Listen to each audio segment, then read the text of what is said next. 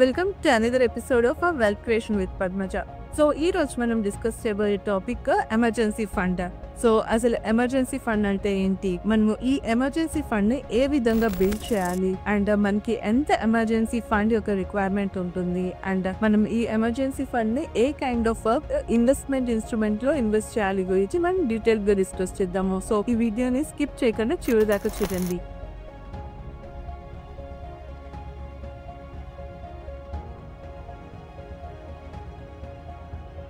So ఇప్పుడు మొదటిగా మనం ఎమర్జెన్సీ ఫండ్ అంటే ఏంటి అండ్ దానికి ఇంపార్టెన్స్ గురించి తెలుసుకుందాము. సో ఎమర్జెన్సీ ఫండ్ అంటే ఏ అమౌంట్ అయితే మనము పోస్ట్ పోన్ చేయలేమో, ఖచ్చితంగా అది ఎక్స్పెన్సెస్ ని మనం ఫుల్ఫిల్ చేయాలో, రెస్పాన్సిబిలిటీస్ మనం ఫుల్ఫిల్ చేయాలో ఆ ఆస్పెక్ట్స్ ని ఎమర్జెన్సీ ఫండ్ కింద కన్సిడర్ చేయొచ్చు. లైక్ మీ ఇంట్లో ఎవరైనా పెద్దవాళ్ళకి హాస్పిటలైజేషన్ అయింది, సో అది మనము పోస్ట్ పోన్ చేయలేము, సో ఖచ్చితంగా దానికి మనం స్పెండ్ చేయాల్సి వస్తుంది. అలాగే మన యొక్క నీడ్స్ అండ్ రిక్వైర్మెంట్స్లో కూడా లైక్ మన ఇంట్లో టీవీ కానీ లేకపోతే ఫ్రిడ్జ్ కానీ రిప్లేస్ చేసే పరిస్థితి వచ్చినప్పుడు కూడా ఖచ్చితంగా మనము పే చేయాలి. అండ్ దీనికి లోన్ తీసుకోవటం లేకుండా మన ఒక సపరేట్ ఫండ్ క్రియేట్ చేసుకోవటం మూలంగా మనము డెట్ ట్రాప్లో పడకుండా ఉంటాం. సో అంతనే ఎమర్జెన్సీ ఫండ్ అన్నది చాలా ఇంపార్టెంట్.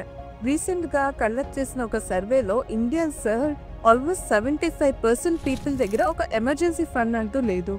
సో దీని మూలంగా ఒకవేళ ఏదైనా జాబ్ లాస్ కానీ జరిగితే కనుక డెఫినెట్లీ వాళ్ళు లోన్స్లో కానీ లేకపోతే క్రెడిట్ కార్డ్స్ కానీ యూజ్ చేయటం అనేది జరుగుతూ ఉంది. సో రీసెంట్గా పోస్ట్ కోవిడ్ చూసుకుంటే కనుక personal individuals personal loans, credit card loans మీద అత్యధికంగా యూజ్ చేస్తూ అన్నది చూస్తూ ఉన్నాము. అండ్ దీని మూలంగా కూడా ఫైనాన్షియల్ స్టెబిలిటీ అన్నది మనం కోల్పోతాము. అలాగే మన యొక్క ఫైనాన్షియల్ గోల్స్ అండ్ ఫ్యూచర్ యొక్క నీడ్స్ అండ్ రిక్వైర్మెంట్స్ ని మనం ఫుల్ఫిల్ కూడా చేసుకోలేకపోతాం. సో వీటన్నింటిని అవాయిడ్ చేయాలంటే ఖచ్చితంగా ఒక ఎమర్జెన్సీ ఫండ్ ని క్రియేట్ చేసుకోవడం అవసరం. సో ఇప్పుడు మనము అసలు ఎంత అమౌంట్ ఆఫ్ ఎమర్జెన్సీ ఫండ్ అన్నది మనం క్రియేట్ చేసుకోవాలని తెలుసుకున్నాము. సో మీరు ఒకవేళ కనుక సింగిల్ ఇండివిజువల్ అయితే కనుక ఖచ్చితంగా 3 to 6 months ఆఫ్ యువర్ శాలరీని మీరు ఎమర్జెన్సీ ఫండ్ కింద క్రియేట్ చేసుకోవాలి. సో మీరు ఒకవేళ మ్యారీడ్ ఇండివిజువల్ అయితే కనుక మీరు minimum 6 months to 12 months of your శాలరీని ఎమర్జెన్సీ ఫండ్ కింద మీరు సేవ్ చేయటం అనేది ఇంపార్టెంట్.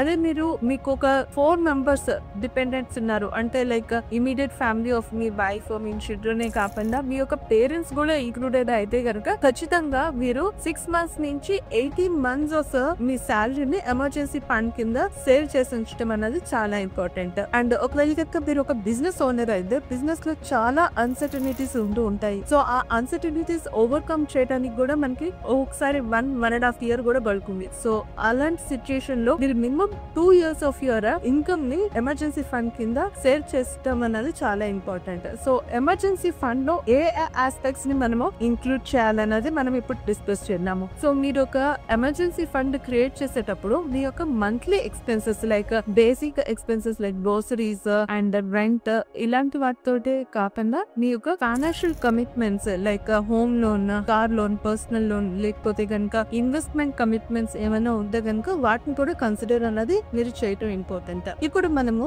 ఈ యొక్క ఎమర్జెన్సీ ఫండ్ ని ఏ విధంగా బిల్డ్ చేయాలి అనేది డిస్కస్ చేద్దాము. సో బిల్డ్ చేసే ముందు మనము ఎంత అమౌంట్ కావాలి అనేది విత్ ఎగ్జాంపుల్ తో తెలుసుకున్నాము. సో ఒక సింగిల్ ఇండివిజువల్ తనకు 50,000 శాలరీ వస్తుంది. సో తన యొక్క 6 months ఆఫ్ శాలరీని తను ఎమర్జెన్సీ ఫండ్ కింద క్రియేట్ చేసుకోవాలి అంటే ఆల్మోస్ట్ 3 lakhs అమౌంట్ అవుతుంది. సో ఈ 3 lakhs అమౌంట్ ని ఎన్ని మంత్స్ లో క్రియేట్ చేసుకోవాలి అన్నది ఇప్పుడు మనం క్యాలిక్యులేట్ చేసి చూద్దాము. సో ఎవ్రీ మంత్ 20,000 rupees మీరు సేవ్ చేసుకుంటూ నెక్స్ట్ 15 months లో ఈ గోల్ అనేది మీరు అచీవ్ చేయగలుగుతారు. సో చాలా మంది అడుగుతూ ఉంటారు అనమాట, లైక్ వాళ్ళ దగ్గర ప్రాపర్టీస్ ఉన్నాయి లేకపోతే ఈక్విటీ లో షేర్స్ అన్నది మేము కొన్నాము, సో వాటిని మేము ఎమర్జెన్సీ ఫండ్ కింద కన్సిడర్ చేయొస్తుందా అనేసి. సో మీరు ప్రాపర్టీస్ ఉండే రియల్ ఎస్టేట్ లో వాటిని ఇమ్మీడియట్ గా మనం లిక్విడేట్ అనేది చేయలేము. సో దాన్ని మనము ఎమర్జెన్సీ ఫండ్ కింద కన్సిడర్ చేయలేము. అలాగే మీరు ఈక్విటీ షేర్స్ కొనుక్కున్నా కూడాను అది కూడా మార్కెట్ అనేది వాలటైల్ గా ఉంటుంది. ఇమీడియట్ గా సెల్ ఆప్షన్ అనేది మనకి వచ్చే అవకాశం ఉండొచ్చు, లేకపోవచ్చు. సో అందుకని వాటిని కూడా మనము ఎమర్జెన్సీ ఫండ్ కింద కన్సిడర్ చేయలేము.